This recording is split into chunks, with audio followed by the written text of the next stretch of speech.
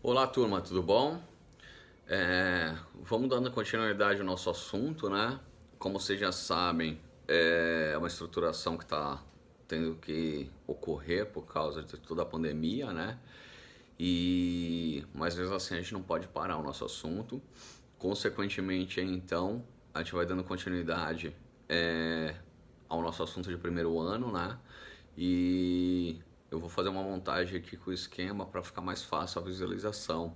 Então a gente vai conseguir entender direito a relação aí da estrutura da Terra, certo? É isso aí. Para quem tá vendo o vídeo aí e não me conhece ainda, né? Meu nome é Henrique, professor de Geografia, Henrique Lopes, ok?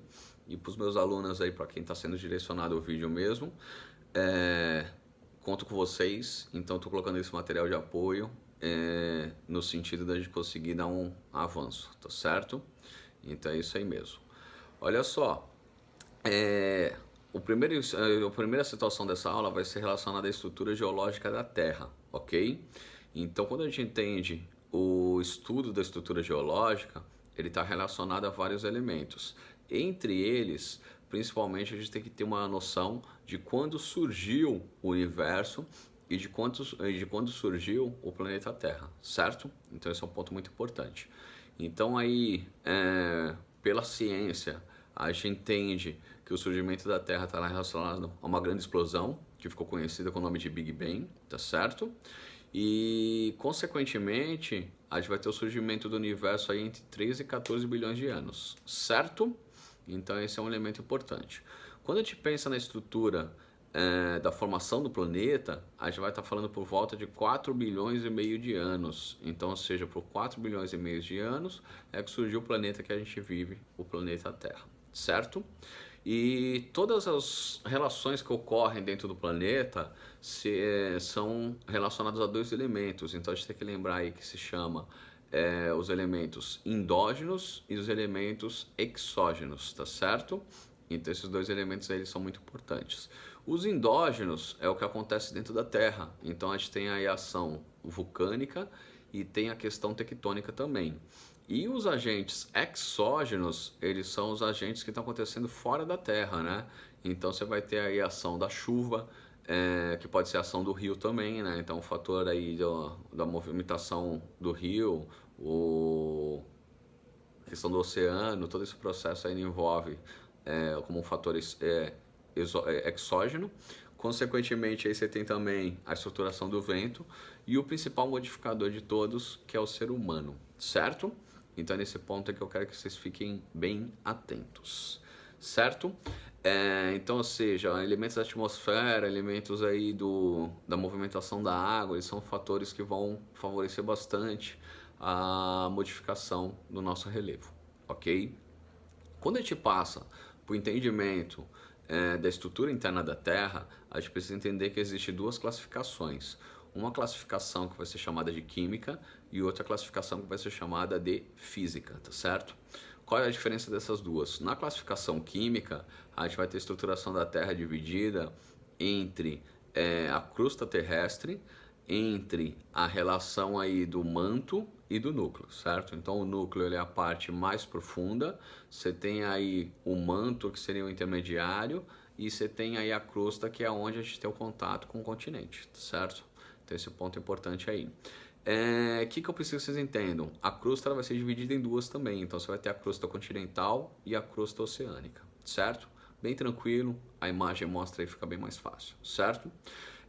Com relação às propriedades do que a gente vai chamar de propriedade física, a gente vai ter uma característica aí que o que a gente chamou de crosta na química vai ser chamado de litosfera, certo?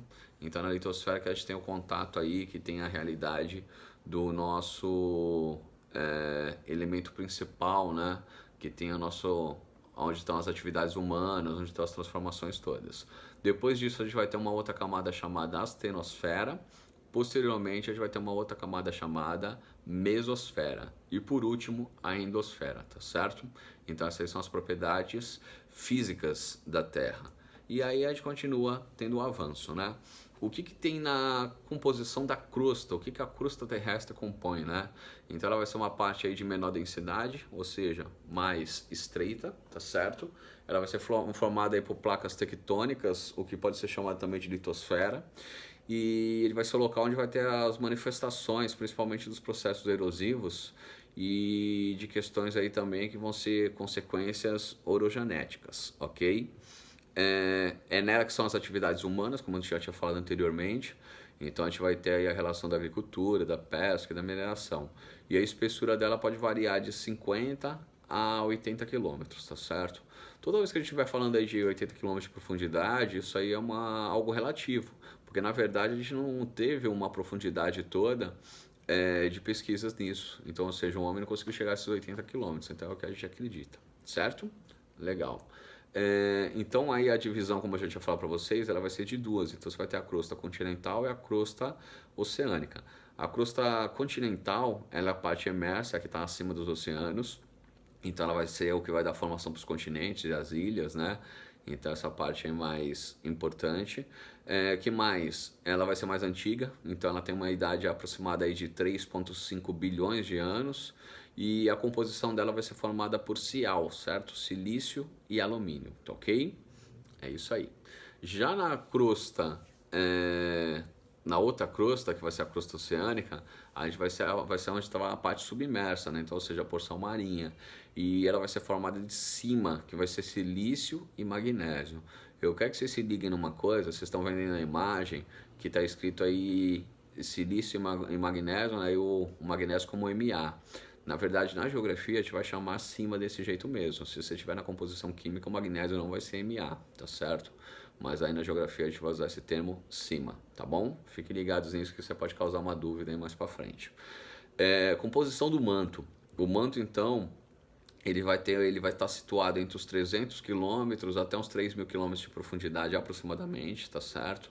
A composição dele vai ser rica principalmente em ferro.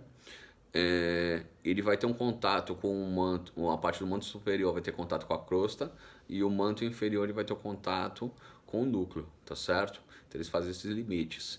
E basicamente é lá no manto que acontecem as principais transformações do continente, da crosta.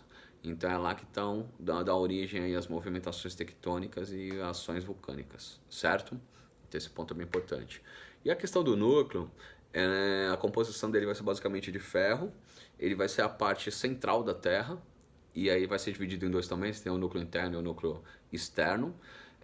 A profundidade dele, né, então ele vai chegar até uns 7.000 quilômetros de profundidade, é o que a gente vai encontrar aí, em relação aonde nós estamos, né, em relação à crosta, e uma temperatura aí que pode chegar até 5.000 graus Celsius, certo?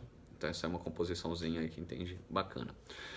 Se a gente dividir a composição física da Terra, a divisão ela vai ficar então entre litosfera, que vai ser a camada aí mais externa, então ela vai ser sólida e rígida, né, tendo até 70 km aí, podendo variar até 80 km de espessura. Depois vem a astenosfera, que vai ser um material mais pastoso, ele vai ter aproximadamente uns 300 km de profundidade. A mesosfera, com uns 2.900 km de profundidade, vai ser um material mais rígido.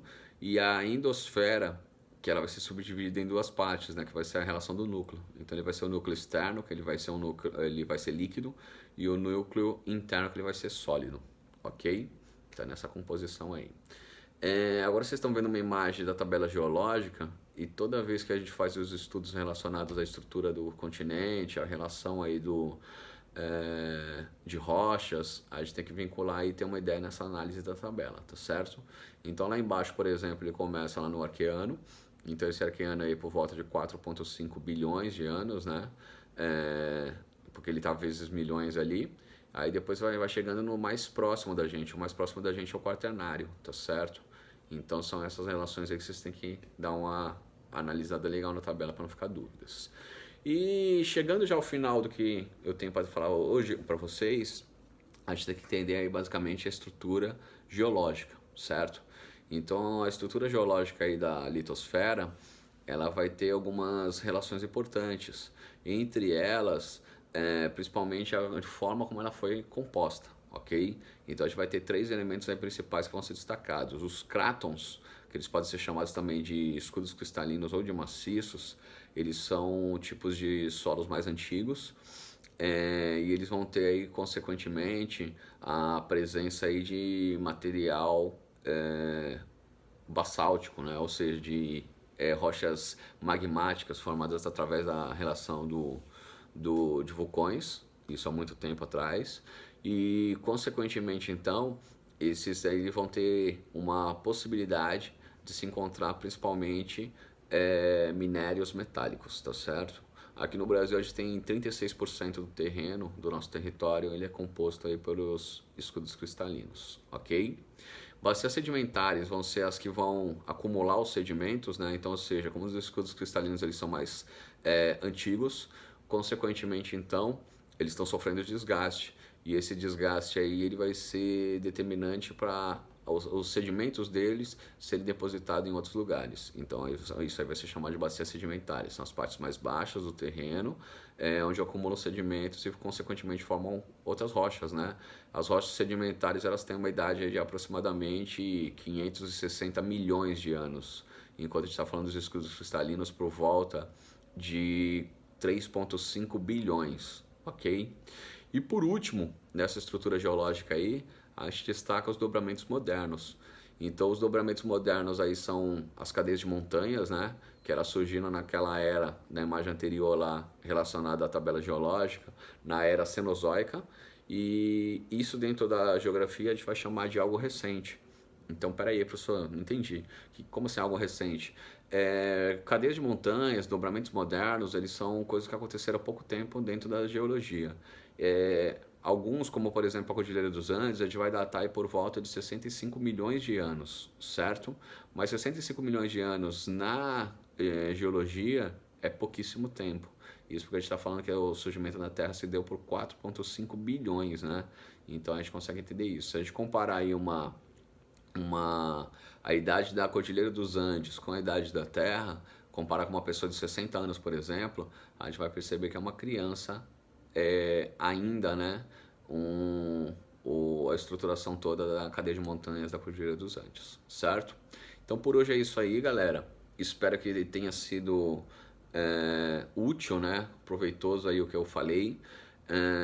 Então, consequentemente, a gente vai fazer um encontro depois para a gente conseguir tirar as dúvidas, certo? Então eu quero que vocês anotem alguma dúvida que tenha ficado e a gente volta pro chat para fazer toda aquela estruturação, tá?